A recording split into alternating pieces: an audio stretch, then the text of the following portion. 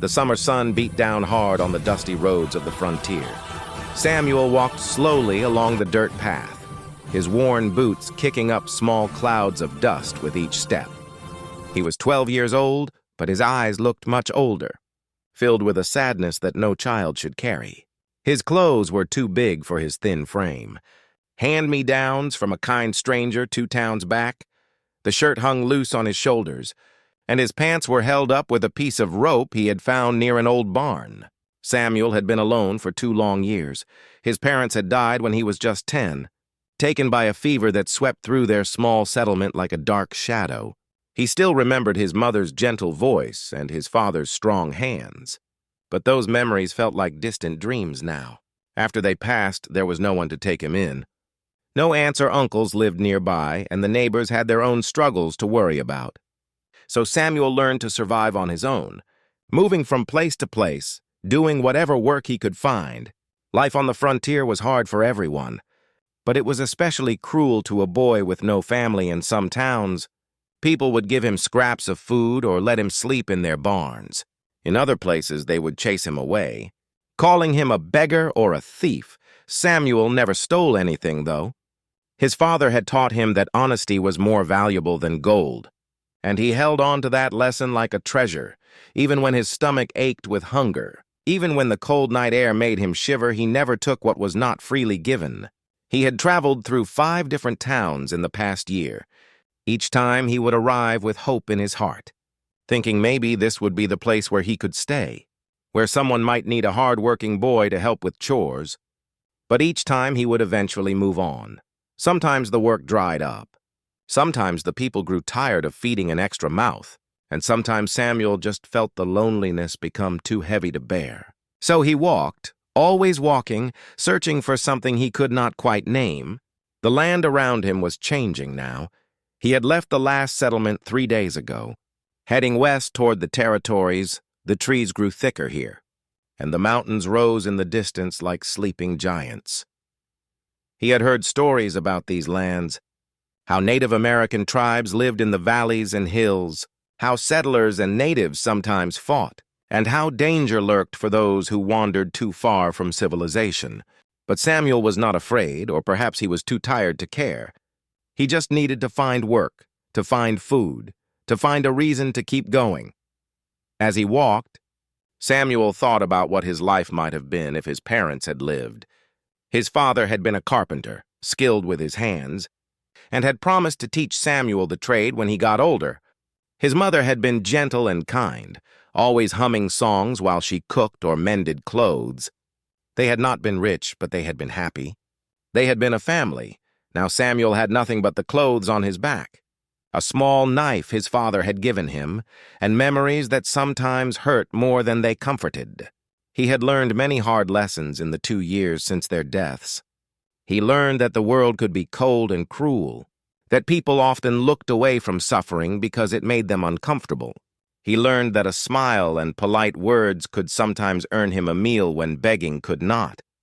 He learned to read the weather, to find shelter before storms came, to make a fire with damp wood, and to walk long distances without complaint. These were not the lessons a 12-year-old should have to learn, but they had kept him alive. The road ahead curved toward a line of trees, and Samuel could hear the sound of running water. A river, he thought. His throat was dry, and his water skin had been empty since morning. He quickened his pace, eager to drink and perhaps catch a fish if he was lucky.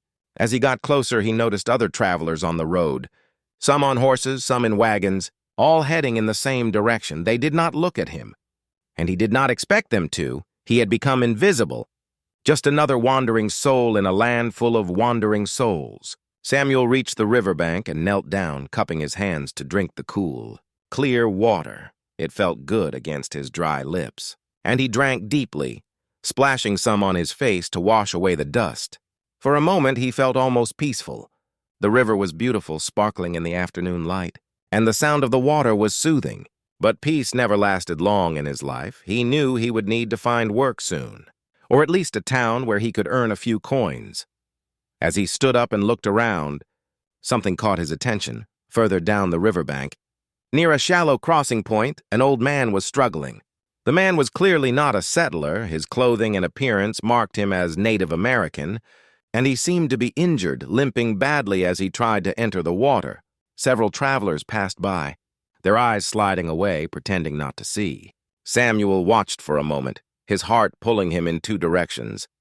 Part of him wanted to keep walking, to avoid trouble, to stay invisible. But another part, the part that still remembered his father's lessons about helping those in need, would not let him turn away. Samuel took a deep breath and started walking toward the struggling elder. He did not know what would happen next. He did not know if this decision would change his life or put him in danger. All he knew was that someone needed help, and he was the only one willing to give it. His thin legs carried him forward toward the old man, toward the river, toward a future he could never have imagined.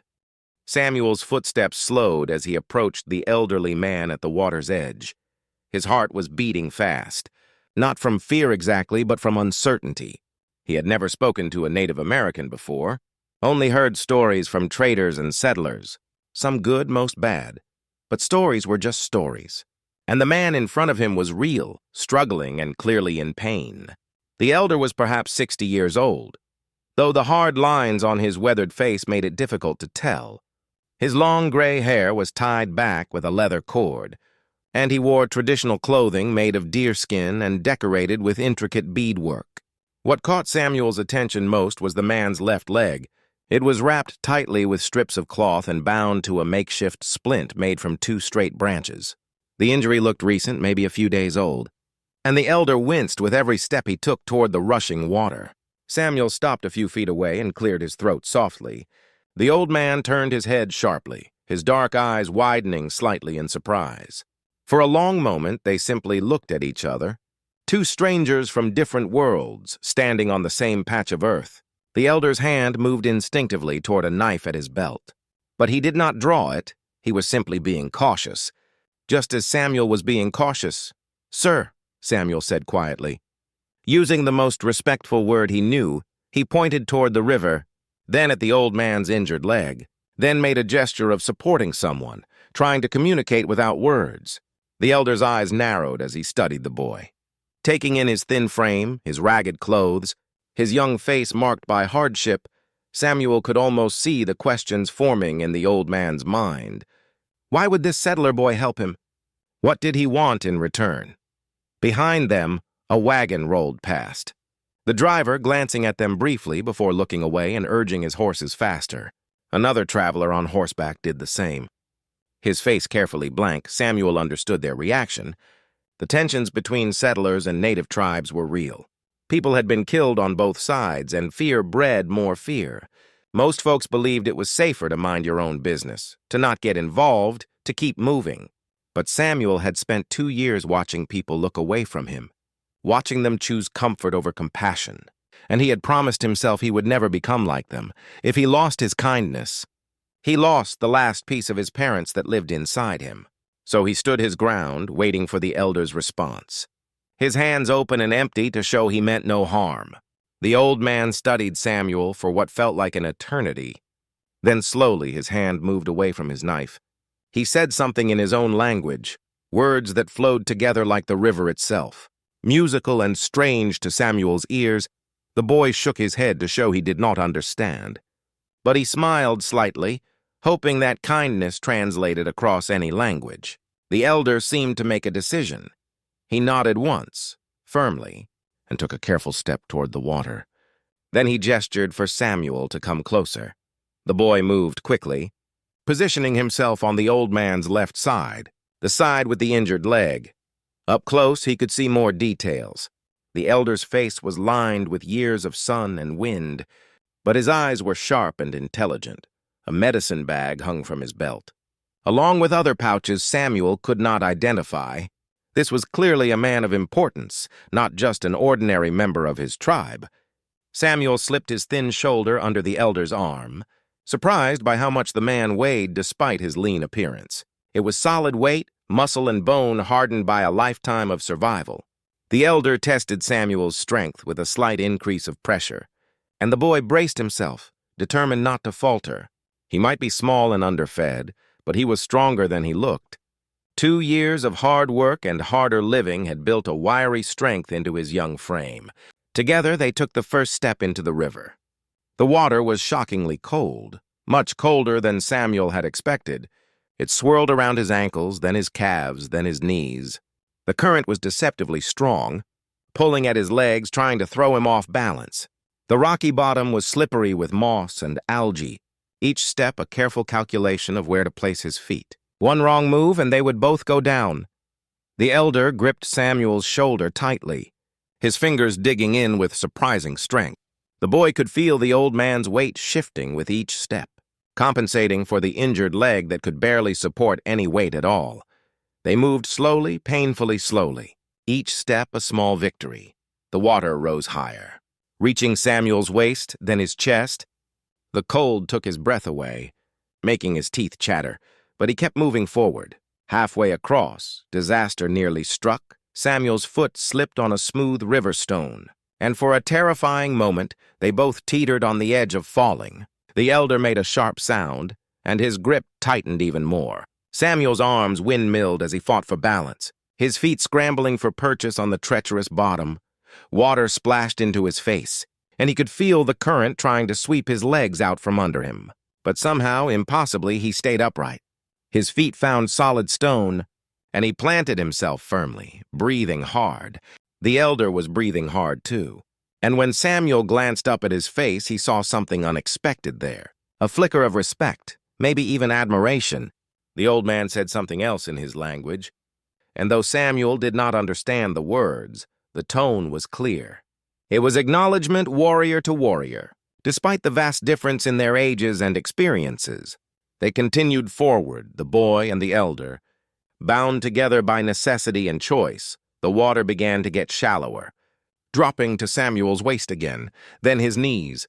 The far bank was only a few steps away now. Samuel's muscles ached from the effort and his legs trembled with exhaustion. But he refused to stop, not when they were so close. Not when he had come this far.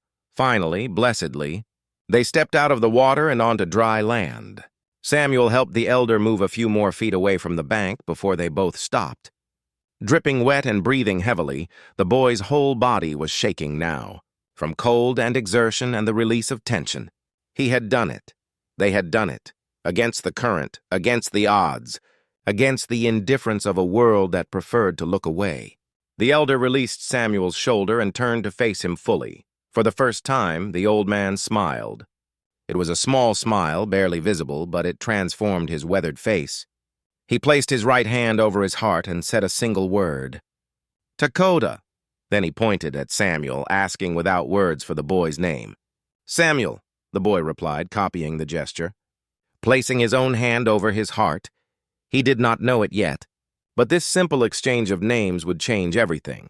This moment, this meeting, this choice to help a stranger in need would alter the course of his entire life in ways he could never have imagined. All he knew right now was that he had done something good, something right, and that was enough.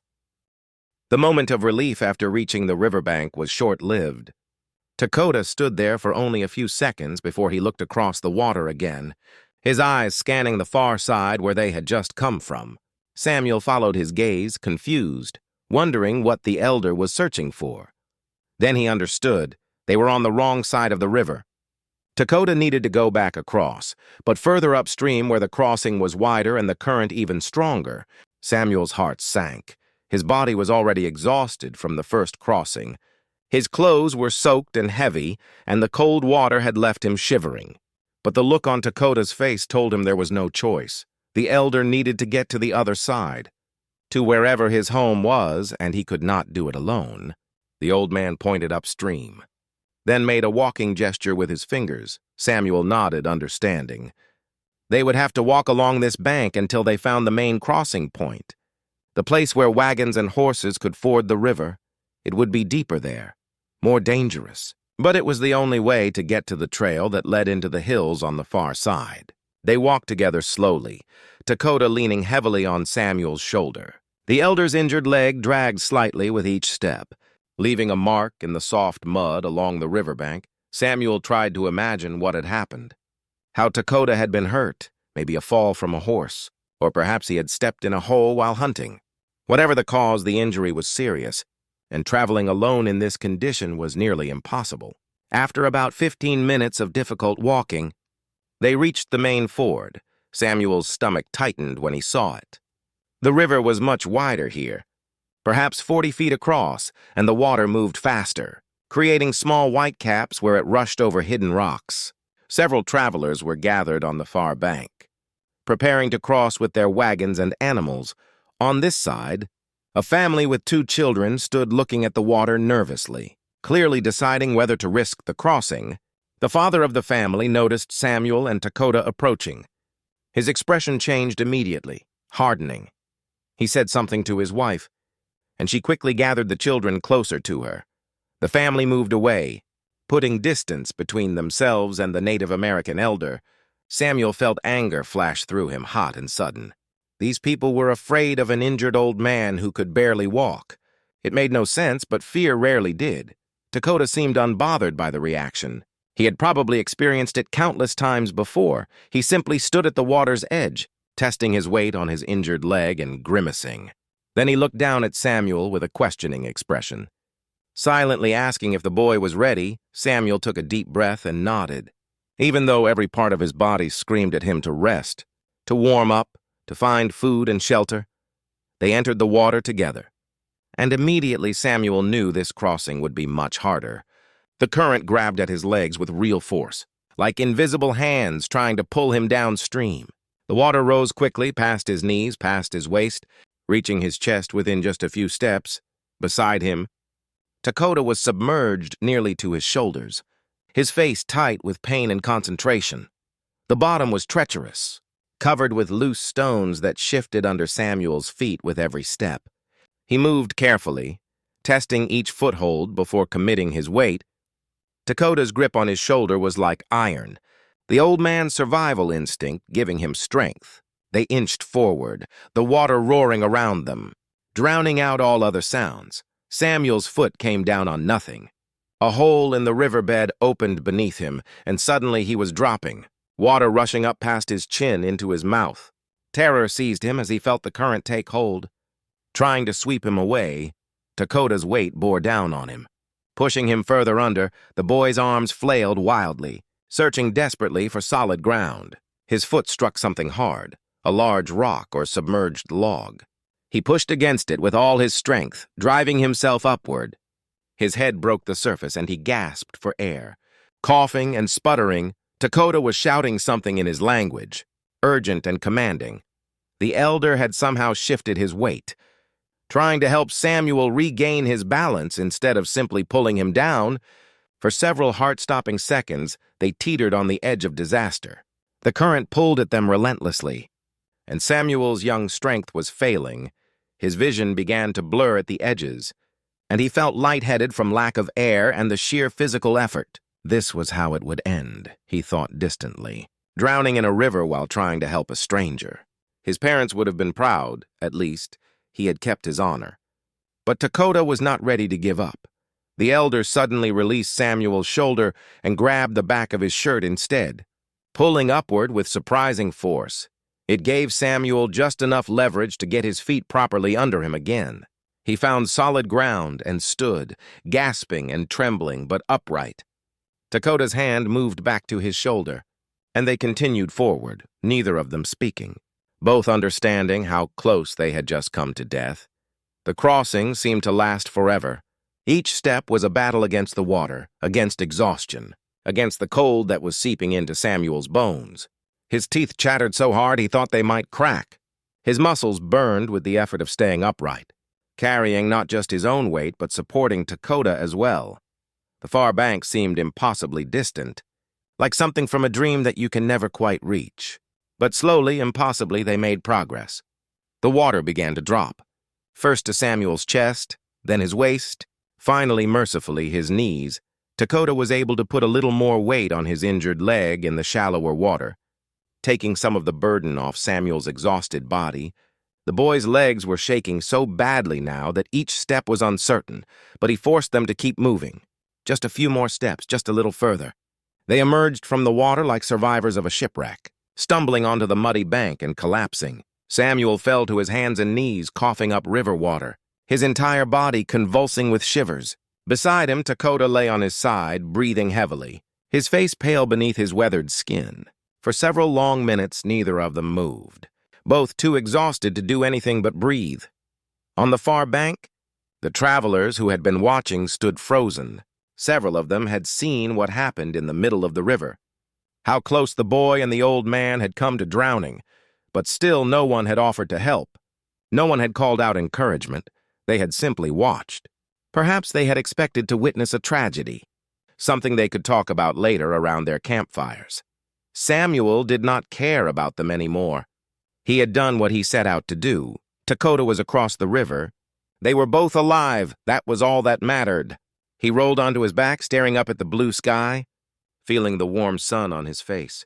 His body hurt everywhere. Muscles he did not know he had were screaming in protest. But underneath the pain was something else, a strange sense of peace, of purpose accomplished. Dakota sat up slowly and looked at Samuel with an expression the boy had never seen before. It was gratitude mixed with respect, but also something deeper, recognition, perhaps. The elder reached out and placed his hand on Samuel's shoulder, not gripping this time, but resting there gently. He spoke several words in his language, soft and serious like a prayer or a blessing. Samuel did not understand them, but he felt their weight, their importance. After a few more minutes of rest, Dakota struggled to his feet. Using a piece of driftwood as a crutch, he gestured for Samuel to follow him, pointing toward a narrow trail that led up into the wooded hills. The boy stood on shaking legs, water still dripping from his clothes, creating small puddles around his feet. He should turn back now, he thought. He had done his good deed. He should return to the road, find the next town, continue his endless wandering. But something stopped him. Maybe it was curiosity. Or maybe it was the way Dakota looked at him, like he saw something in Samuel that others had missed. Or maybe, just maybe, it was the simple fact that he had nowhere else to go. No one waiting for him, nothing calling him back. So when Dakota started walking up the trail, Samuel followed, not knowing where it would lead, but trusting that it would be better than walking alone. The trail wound through dense pine forest, climbing steadily upward into territory Samuel had never seen before. His wet clothes clung uncomfortably to his skin, making soft, squelching sounds with each step. The afternoon sun filtered through the trees in golden beams, and gradually the warmth began to dry his shirt and pants. Though his boots remained waterlogged and heavy, Dakota moved slowly ahead of him. Using the driftwood crutch with practiced efficiency, despite his injury, the elder navigated the uneven ground with remarkable skill, stepping over roots and rocks that Samuel sometimes stumbled on. Occasionally, Dakota would pause and glance back, checking that the boy was still following. Each time, Samuel would nod or wave slightly, reassuring the old man that he had not changed his mind. They had been walking for nearly an hour when Samuel began to notice signs of human presence, small markers that most people would miss. A piece of carved wood attached to a tree, symbols etched into bark, stones arranged in particular patterns along the trail. These were messages, he realized, though he could not read them. Warnings, perhaps, or directions or territorial boundaries that told other tribes who controlled this land. His nervousness grew with each marker they passed. Stories flooded back into his mind. Tales he had heard around settler campfires, stories of raids and battles, of settlers who wandered into tribal lands and never returned, of violence on both sides that fed an endless cycle of revenge. He knew these stories were often exaggerated, twisted by fear and prejudice. But some part of them had to be true. Danger was real out here. For natives and settlers alike, Samuel's feet slowed, uncertainty creeping into his steps. What was he doing? He was walking deeper into unknown territory, following a man whose language he could not speak, heading toward people who might see him as an enemy. This was foolish. This was dangerous. Every rational thought told him to turn back while he still could. But then Dakota stopped and turned around fully. The elder had sensed Samuel's hesitation. He stood there on the trail, leaning on his makeshift crutch, studying the boy's face with those sharp, intelligent eyes. Then he did something unexpected. He smiled. Not the small, barely there smile from before, but a real smile that crinkled the corners of his eyes and softened his weathered features. He gestured ahead, then placed his hand over his heart. The same gesture he had used when introducing himself. The message was clear: trust me, come with me, you are safe. Samuel did not know why, but he believed it. Something in Takoda's demeanor, in the way he carried himself despite the pain he must be feeling, spoke of honor and integrity. This was a man who kept his word, who valued debts and obligations. Samuel had helped him, and now Takoda was offering something in return. Even if Samuel did not yet know what that something was, the boy nodded and continued walking. His fear did not disappear entirely, but he pushed it down, choosing trust over caution. They climbed higher into the hills, the air growing cooler and fresher. The sounds of the river faded behind them, replaced by bird calls and the whisper of wind through pine needles. It was peaceful here, beautiful in a wild, untamed way that made Samuel's heart ache with something he could not name. After another 30 minutes, the trail opened into a clearing, and Samuel stopped abruptly, his breath catching in his throat. Before him lay a village, but unlike any settlement he had ever seen, there were no wooden buildings or straight streets like in the towns he knew. Instead, there were perhaps 20 structures made of hide and wooden poles, arranged in a loose circle around a central gathering area. Smoke rose from several cooking fires, carrying the smell of roasting meat and herbs. People moved about the village, engaged in various tasks. Women worked on what looked like animal hides stretched on frames. Children played near the fires under watchful eyes. Men sat in groups, some working on weapons or tools, others simply talking. It was a scene of ordinary life, peaceful and organized, so different from the violent chaos that settlers' stories had led him to expect. Then someone spotted them. A young boy, maybe 8 years old, looked up from his play and saw Takoda emerging from the trail. The child's eyes went wide, and he shouted something in their language. His voice carried across the village like an alarm. Immediately, activity stopped. Heads turned. People began moving toward them, their expressions shifting from curiosity to concern as they noticed Takoda's injury. A woman reached them first, her face etched with worry. She was perhaps 40 years old, with long black hair braided down her back and wearing a dress decorated with intricate beadwork. She spoke rapidly to Takoda, her hands moving in expressive gestures. Clearly asking what had happened, the elder responded calmly, gesturing to his injured leg, then to Samuel, then back toward the direction of the river. More people gathered around them now, and Samuel felt the weight of their stares. He was suddenly very aware of being different. His pale skin, his ragged settler clothes, his light brown hair that stuck out at odd angles after being soaked and dried. He was an outsider here, possibly the first white child many of these people had ever seen up close. Some faces showed curiosity, others suspicion, a few outright hostility. A tall man pushed through the crowd. Someone important, Samuel could tell immediately. He carried himself with authority, and others stepped aside to let him pass. He wore a breastplate decorated with beads and quills, and his hair was adorned with feathers. This must be a chief or war leader, Samuel thought, his heart beginning to pound harder. The man's face was stern, unreadable. As he looked from Takoda to Samuel and back again, Takoda straightened despite his pain. Meeting the important man's gaze directly, he spoke at length, his voice carrying across the gathered crowd. Samuel caught the rhythm of storytelling in the elder's words. Even though he understood none of them, Takoda gestured to the river again, mimed the crossing, pointed to Samuel repeatedly. His tone was serious, respectful, but also insistent, like he was making an argument that he expected to be heard. The crowd listened in silence. Samuel stood frozen, trying to make himself small and unthreatening. A woman near the front was staring at him with narrowed eyes, her hand resting on a knife at her belt. A group of young men whispered among themselves, casting glances his way that made his skin prickle with unease.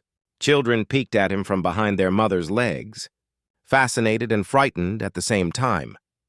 When Takoda finished speaking, silence hung in the air for several long heartbeats. Then the important man spoke, his voice deep and commanding. He asked what sounded like questions, and Takoda answered them.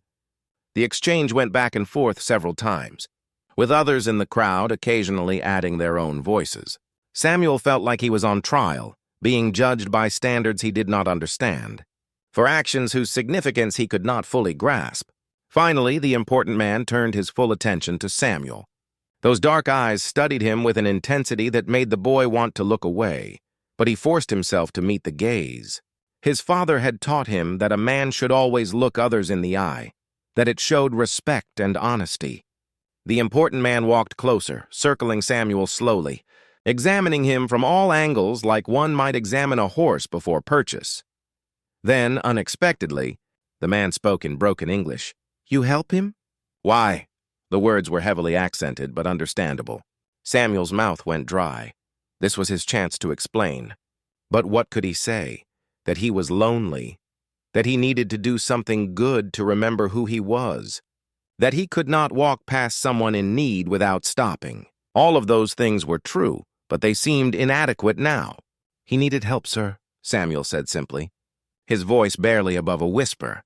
"I could help, so I did." It was the truth. Plain and unadorned, the important man's expression did not change. But something flickered in his eyes. Recognition, perhaps, or approval. He turned and spoke to the crowd again, his tone authoritative. Making what sounded like a decision or pronouncement, Dakota placed his hand on Samuel's shoulder, a gesture that was becoming familiar. The elder spoke one word that Samuel did understand because it sounded similar to English. "Stay." Then Dakota smiled again, that warm smile that transformed his face. Around them, some of the tension seemed to ease. Not everyone looked pleased, Samuel could see that clearly. But the important man had spoken, and his word apparently carried weight. A young woman stepped forward. The same one who had first reached Dakota, she gestured for Samuel to follow her. Speaking words he did not understand, but in a tone that seemed kind, welcoming even, Samuel looked at Dakota, who nodded encouragingly. So the boy followed the woman toward one of the hide structures, his legs still shaky from exhaustion, his mind reeling with everything that had happened. He had crossed a river, he had entered a new world, and somehow, impossibly, he had been invited to stay. Samuel did not know what would happen next. He did not know if this was temporary or permanent, if he was a guest or something else entirely. All he knew was that for the first time in 2 years, someone had invited him in. Someone had seen him as more than a burden or a beggar, and that meant everything. The young woman led Samuel to a dwelling near the edge of the village circle. She pulled back a hide flap that served as a door and gestured for him to enter. Samuel hesitated for a moment, then ducked inside. The interior was dim and cool, a welcome relief from the afternoon sun. His eyes adjusted slowly, revealing a surprisingly spacious and organized living space. Woven mats covered the ground, and various pouches and containers hung from the wooden frame that supported the hide walls. A small fire pit sat in the center, currently unlit, with a smoke hole above it in the roof. Bundles of dried herbs hung from the ceiling, filling the air with a pleasant, earthy smell. It was simple but comfortable. More homey than any barn or abandoned shack Samuel had slept in during his 2 years of wandering. The woman said something and pointed to a pile of folded blankets in the corner, then made a gesture that clearly meant, "Wait here." She disappeared back outside, leaving Samuel alone with his thoughts. He stood uncertainly for a moment, then slowly sank down onto one of the mats. His body suddenly felt impossibly heavy, as if all the exhaustion from the river crossing and the long walk had caught up with him at once. He looked down at himself and grimaced. His clothes were nearly dry now, but stiff with river mud and dirt. His hands were scratched and filthy, his fingernails black with grime. He probably smelled terrible, too, though he had grown so accustomed to his own unwashed state that he barely noticed anymore. What must these people think of him, this ragged, dirty settler boy who had stumbled into their world? The hide flap opened again, and the woman returned, carrying a wooden bowl filled with water and some folded cloth. Behind her came an older woman with gray streaks in her long black hair. Carrying what looked like clothing, they entered and set their items down. Speaking to each other in quiet tones, the younger woman gestured to Samuel, then to the water, making washing motions. Her meaning was clear: he needed to clean up. Samuel nodded gratefully and reached for the bowl. But the younger woman shook her head and pointed outside. She made a larger washing gesture, indicating his whole body, not just his hands and face. Then she held up the clothing, showing him that these were for him to wear after he bathed. Samuel felt his face flush with embarrassment, but also with gratitude. These strangers were offering him kindness he had not experienced in so long. The older woman left and returned moments later with a young boy, maybe 10 years old, who looked at Samuel with open curiosity. The woman spoke to the boy, who nodded seriously. Then she gestured between Samuel and the boy, clearly indicating that the child would show him where to bathe. The young guide beckoned for Samuel to follow, and they left the dwelling together. The boy led him along a narrow path that wound away from the village, chattering constantly in his own language despite knowing Samuel could not understand. His tone was friendly, excited even, like he was thrilled to have this unexpected adventure. Samuel found himself smiling despite his nervousness. Children were the same everywhere, curious and adaptable, quick to accept what adults might fear.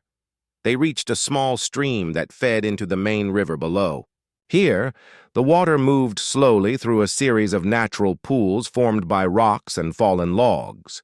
The boy pointed to the pools, then to Samuel, then made exaggerated washing motions that were almost comical. Samuel nodded his understanding, and the boy grinned before settling himself on a nearby rock, apparently planning to wait and probably to make sure Samuel did not get lost. The water was cold but refreshing. Samuel scrubbed away weeks of accumulated dirt and grime.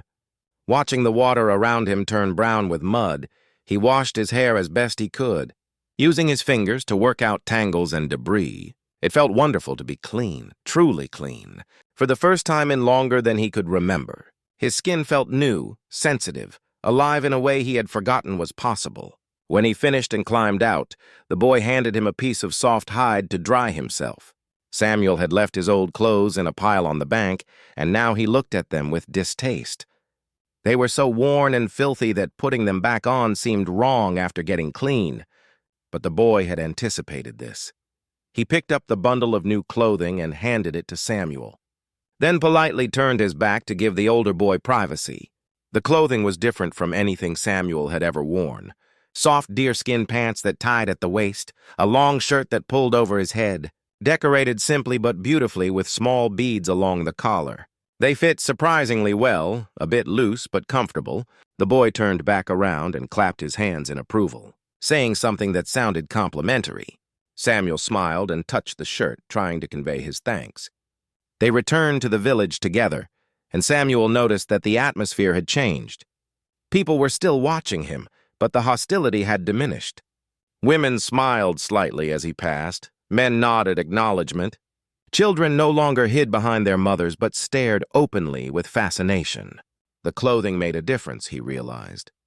It marked him as someone under the tribe's protection, someone who had been accepted, at least temporarily, back at the dwelling. The two women were waiting when they saw Samuel in his new clothes. Clean and presentable, their faces brightened with approval. The younger woman introduced herself by placing her hand on her chest and saying slowly, "Ayanna." Samuel copied the gesture and said his own name. She repeated it several times, Samuel, testing the unfamiliar sounds. Then she pointed to various objects around the dwelling and spoke their names in her language. This became a pattern over the next several days. Ayanna would teach him words, patiently repeating them until he could pronounce them correctly. She taught him the names of things: water, fire, food, blanket, sky, earth. Simple nouns at first, then gradually more complex concepts. Samuel proved to be a quick learner, his young mind absorbing the new language with surprising speed. Within 3 days, he could ask for basic things and understand simple instructions. But language was not the only lesson he learned. The tribe had customs and manners that were different from settler ways. He learned to sit in certain positions during meals, to wait for elders to eat first, to never point directly at someone with his finger. Small things that showed respect, that marked someone as civilized rather than barbarian. Ayanna taught him these things gently, never scolding when he made mistakes, only showing him the correct way. Samuel also began to help with daily tasks. He could not sit idle while others worked. It went against everything his parents had taught him. He carried water from the stream, gathered firewood, Help the children tend to the horses. Simple jobs that anyone could do, but ones that needed doing. At first, some people seemed surprised that he would work without being asked. But gradually they came to expect it, to appreciate it. He was earning his place through labor and respect. Dakota watched all of this from his dwelling where he was recovering. The elder's leg was healing slowly under the care of the tribe's medicine woman. Samuel visited him every evening, sitting quietly while Dakota rested. Sometimes the old man would speak, telling stories that Samuel only partially understood, but the tone and gestures painted pictures that transcended language barriers. Stories of hunts and battles, of spirits and ancestors, of a world much older and deeper than Samuel had ever imagined. One evening, as Samuel sat with Dakota, a young girl came running into the dwelling. She was perhaps 6 years old, with bright eyes and a quick smile. She chattered excitedly to Dakota, then turned to Samuel and held out her hand. In her small palm was a carved wooden horse. Beautifully detailed, despite its small size, she offered it to him shyly, a gift from a child to this strange boy who had helped their beloved elder. Samuel's throat tightened with emotion. He accepted the horse carefully, holding it like the treasure it was.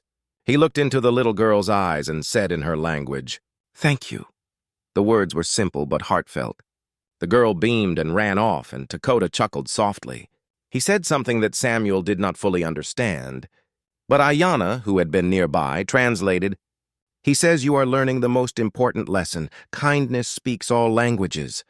That night Samuel lay on his sleeping mat, holding the small wooden horse, listening to the sounds of the village settling into sleep.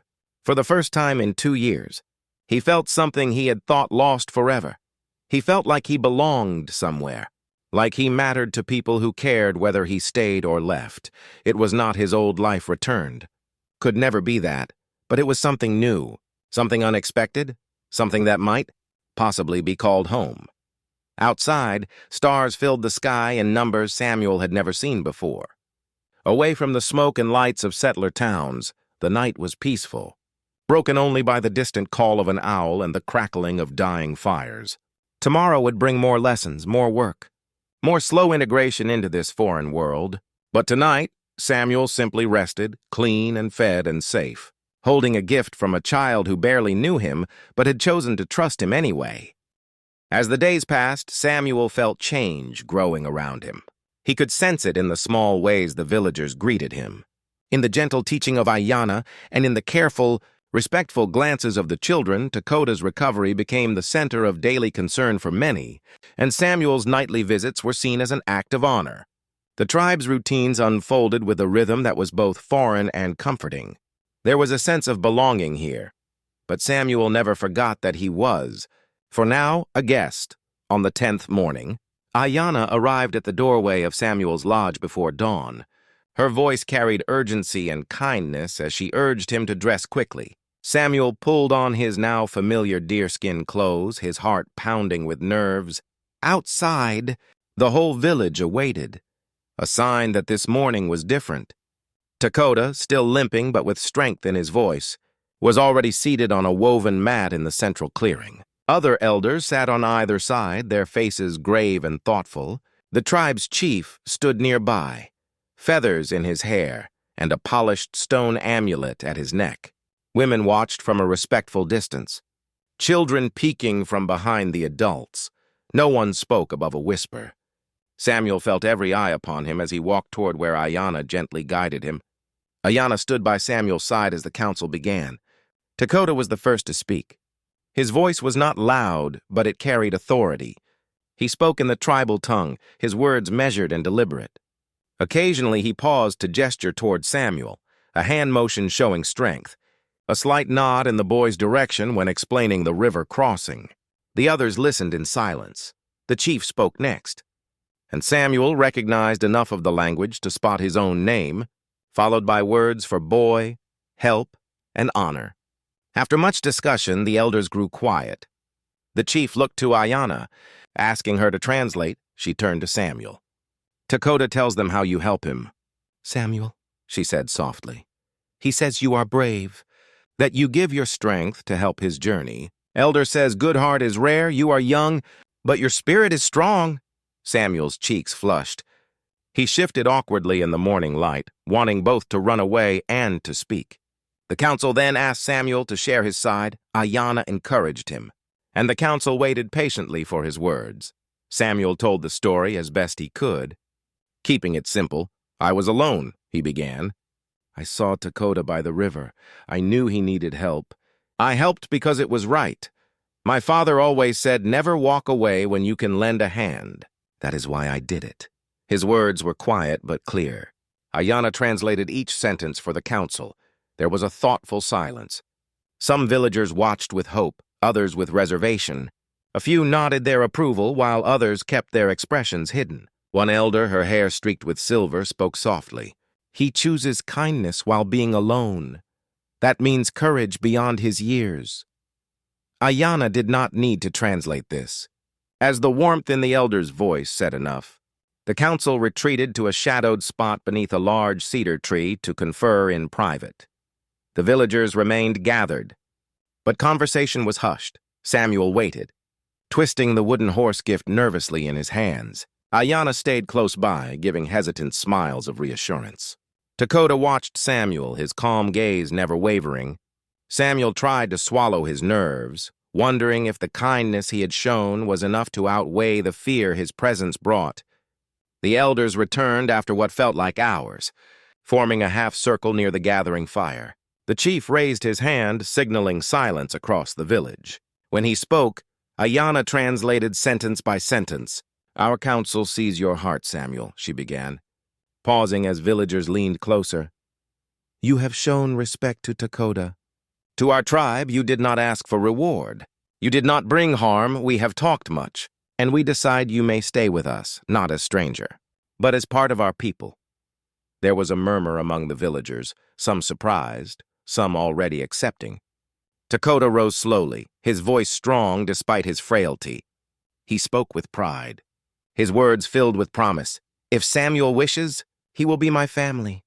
Ayanna's eyes filled with silent tears, and she smiled at Samuel. The chief stepped forward, placing a feather bracelet on Samuel's wrist. This means you are sheltered here, now you are welcome. You are to learn our ways and carry our trust. Children gathered near, peering wide-eyed, and a young boy offered Samuel a woven ring of grass, their way of marking a new friend. Adults came forward, some offering a touch to his shoulder, others quiet smiles. Understanding crossed language here, and Samuel felt relief and gratitude loosen the tight knot in his chest. Dakota put his good arm around Samuel, guiding him gently back toward his lodge. For the first time, Samuel felt the certainty of belonging. The tribal council, which had once seemed a barrier, had now given him a new name and a new place. He thought of his parents, not gone, but somehow nearer now, as if their lessons had led him to this home. He looked at Dakota, and the old man smiled, pride glowing in his eyes. That night, the villagers celebrated with a simple feast. There was music from handmade drums, gentle singing, and laughter that echoed into the starry night. Samuel sat between Dakota and Ayanna, sharing food and quiet joy. The darkness felt safe, not empty. For the first time in years, he was not just sheltered for the night. He was part of something, woven into the circle of the tribe. Their decision at dawn had changed everything, turning an orphan's wandering into the beginning of a new life. Samuel drifted into sleep by the glowing embers, surrounded by voices gentle and strong, knowing that, for the first time in as long as he could remember, he would wake in the same place among people who wanted him to stay. The council's decision was not just about Samuel, it was about hope, kindness, and the small, brave choices that can build a family again. The morning after the council's decision, Samuel woke to a world that felt different. The air smelled sweeter, the sunlight seemed warmer, and the sounds of the village stirring to life filled him with a sense of purpose he had not felt in years. He was no longer a wanderer passing through. He was part of something permanent, something real. The weight of that knowledge settled over him like a blanket, both comforting and slightly overwhelming. Dakota was already awake when Samuel emerged from his sleeping area. The elder sat by a small fire, preparing a morning tea from dried herbs. He looked up and gestured for Samuel to join him. The boy sat cross-legged on the mat, and Dakota handed him a wooden cup filled with the steaming liquid. It tasted bitter and earthy, but Samuel drank it without complaint, understanding that this was part of his education, learning to appreciate the things his new people valued. "Today you learn," Dakota said in halting English, mixing words from both languages. He pointed to his own chest, then to Samuel, then made a sweeping gesture that seemed to encompass the entire world. Samuel understood. His real training was about to begin. Not just learning words or customs, but understanding the deeper ways of the tribe, their connection to the land, their spiritual beliefs, their survival skills that had kept them strong for generations. After breakfast, a group of young men arrived at Dakota's lodge. They were roughly Samuel's age or slightly older, their faces curious but not unfriendly. One of them, a tall boy with a scar across his chin, spoke to Dakota with respect. The elder responded, gesturing to Samuel several times. The young men nodded, and the tall boy turned to Samuel, saying something in their language that ended with a gesture to follow. Samuel looked to Dakota for guidance, and the elder smiled encouragingly. "Go, learn with them. They teach you to be strong." Samuel stood and followed the group out of the village, his heart racing with anticipation and nervousness. These young men were warriors in training, hunters who provided food for their families. He was just a skinny settler boy who had spent 2 years barely surviving. Could he keep up with them? Would they accept him or resent his presence? They walked into the forest, moving with a silence that Samuel immediately envied. His own footsteps seemed loud and clumsy in comparison. Crackling on dried leaves and snapping small twigs, the tall boy noticed and slowed his pace. Falling back to walk beside Samuel, he pointed to his own feet, showing how he placed each step carefully, rolling from heel to toe, testing the ground before committing his full weight. Samuel tried to copy the movement, and though he was awkward at first, he gradually began to understand the rhythm. They reached a clearing where targets had been set up, bundles of grass tied to wooden frames at various distances. The young men each produced bows, simple but beautifully crafted weapons. The tall boy handed Samuel a smaller bow, clearly made for teaching, and showed him how to hold it, how to nock an arrow, how to draw the string back to his cheek. Samuel's first attempts were disasters. The arrows flew wild, one nearly hitting a tree to the left, another sailing over the target completely. The other boys laughed, but it was not cruel laughter. It was the same kind of teasing that Samuel remembered from his early life, when his father had tried to teach him carpentry and he had hammered his own thumb more than the nails. The tall boy demonstrated again, his movements slow and exaggerated so Samuel could see each component. Pull, aim, breathe, release. His arrow struck the target dead center, and he grinned at Samuel, gesturing for him to try again. Samuel spent hours practicing that day, his fingers growing sore from the bowstring, his arms aching from the unfamiliar movements. But gradually, slowly, he began to improve. By late afternoon, one of his arrows actually hit the edge of the target. The boys erupted in cheers and slapped his back in congratulation. Samuel felt pride swell in his chest, a feeling he had almost forgotten existed. He was learning. He was becoming part of their world. Over the following weeks, Samuel's education expanded in all directions.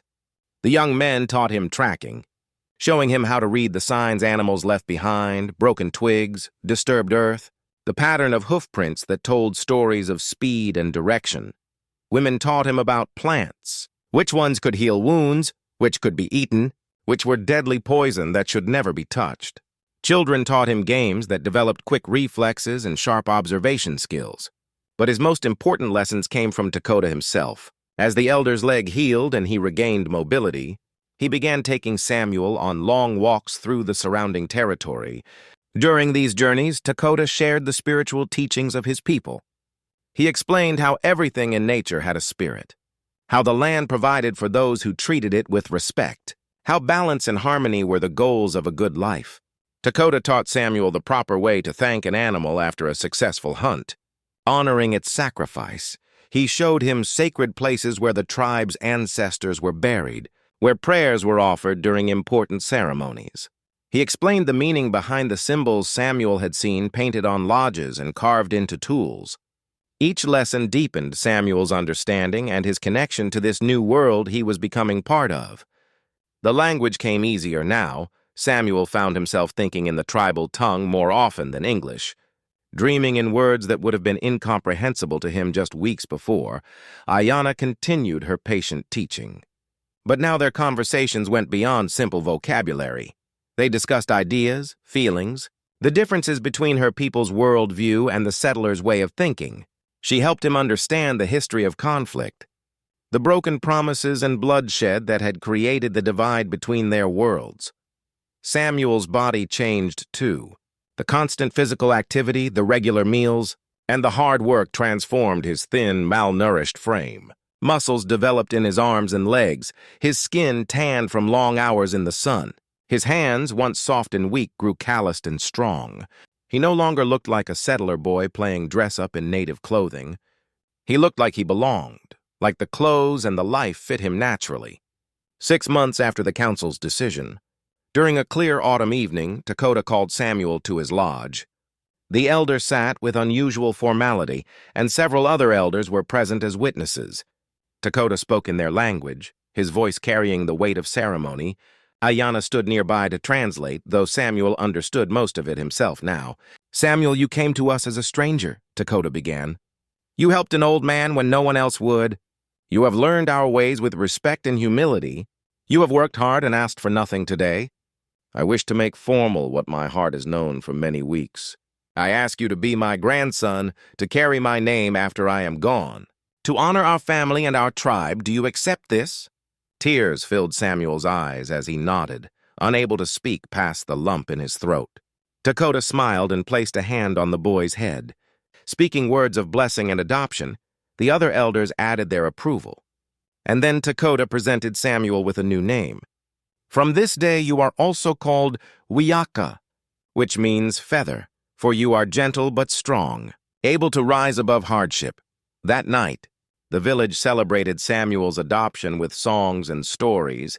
He sat beside Dakota, his grandfather now in truth as well as in heart. Looking around at the faces illuminated by firelight, these were his people. This was his home. The orphan who had once walked alone on dusty roads had found his family again, not by blood but by choice, by kindness. By the simple act of helping someone in need, his new life had truly begun. 5 years passed like seasons turning, each one bringing Samuel deeper into the life of the tribe. The boy who had once stumbled through the forest now moved like a shadow, silent and sure. The hands that had struggled to draw a bow now released arrows with deadly accuracy. The mind that had known only settler ways now understood the complex spirituality and traditions of his adopted people. Samuel had become Wiyaka in more than just name. Dakota aged during those years, his hair turning completely white, his movements growing slower and more deliberate, but his mind remained sharp. And his influence within the tribe never wavered. He took pride in watching Wiyaka grow into a strong young man, often telling others how the spirits had guided that injured walk to the river, how fate had known exactly which lost boy needed to find exactly which lonely elder. The bond between grandfather and grandson deepened with each passing season. Wiyaka spent countless hours at Dakota's side, learning the medicine practices that the elder had spent a lifetime perfecting. He learned to identify hundreds of plants by sight, smell, and even taste, to understand which combinations could reduce fever, which could stop bleeding, which could ease the pain of old joints or calm a troubled mind. Dakota taught him that healing was not just about plants, but about understanding people, about listening to what they said and what they left unspoken. "A good healer sees the whole person," Dakota would say, his weathered hands sorting dried herbs. Not just the wound or the sickness, but the spirit behind the eyes. Sometimes the body hurts because the heart is broken. Sometimes the mind is troubled because the soul has lost its way. You must learn to heal all of these things. Wiyaka, not just with medicine, but with wisdom and compassion. Wiyaka absorbed these lessons like earth absorbing rain. He discovered that he had a natural talent for healing, a gentle touch and an intuitive understanding of when to act and when to wait. People began coming to him with small injuries and ailments, testing this young man who had been an outsider but now carried Dakota's knowledge. Word spread when a child's infected cut healed cleanly under his care. When an elder's persistent cough finally cleared after drinking his specially prepared tea, but Wiyaka's education was not limited to medicine.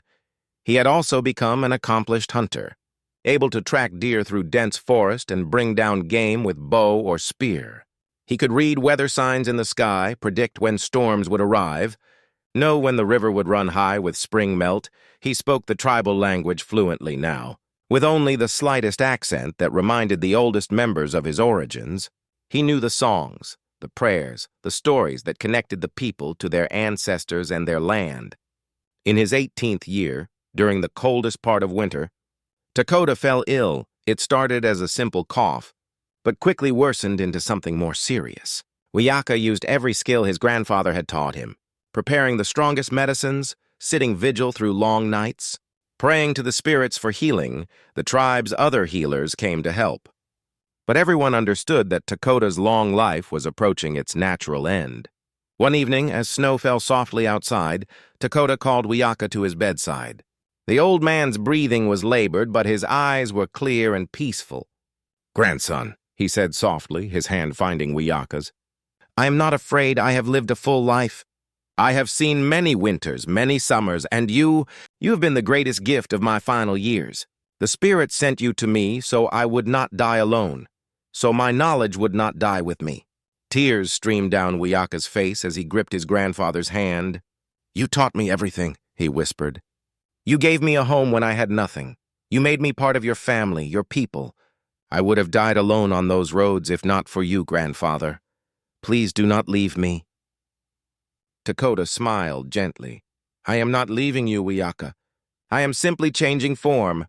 My body will return to the earth, but my spirit will always be near you, in the wind through the trees, in the songs of birds, in the wisdom you carry in your heart. You are ready now. You are a healer, a hunter, a bridge between worlds. That is your purpose. The reason the spirits brought us together at that river so long ago." Takota died peacefully 3 days later, surrounded by family and friends. With Wiyaka holding his hand until the very last breath, the tribe mourned for many days, honoring a man who had served them wisely for so many years.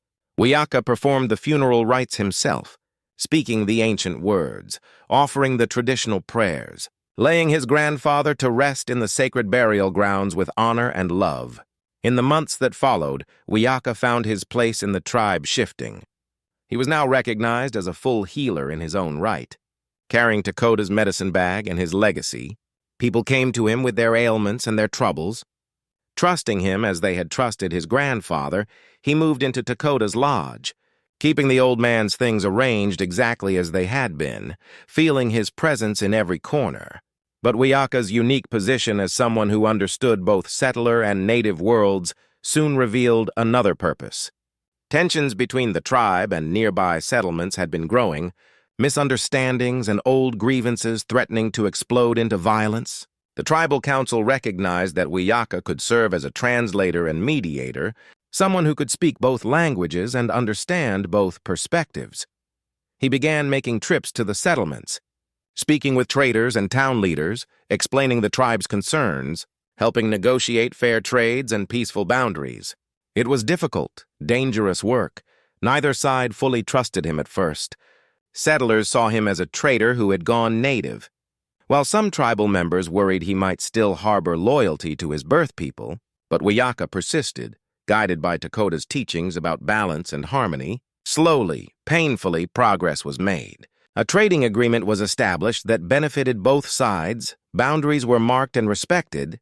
When conflicts arose, Wiyaka was called to mediate.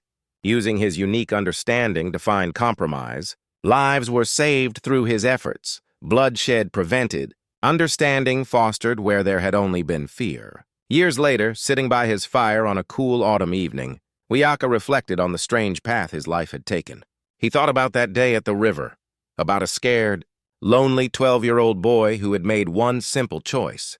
To help someone in need, that single act of kindness had transformed everything, had given him family, purpose, belonging, had turned a wandering orphan into a healer and peacemaker. He still kept the small wooden horse the little girl had given him all those years ago. now worn smooth from being held during difficult times. It reminded him that kindness creates ripples, that small gestures can change lives in ways impossible to predict. He had helped Dakota cross a river, and in return, Dakota had helped him cross from one world to another, from loneliness to love, from despair to hope. Outside, an owl called in the darkness, and Wiyaka smiled. Remembering Dakota's promise that he would always be near, the orphan boy was gone, transformed into a man who belonged to two worlds and served as a bridge between them. His life had meaning, his choices mattered, and it had all begun with compassion, with seeing someone who needed help and choosing not to walk away. That lesson, above all others, was the one he would carry forever,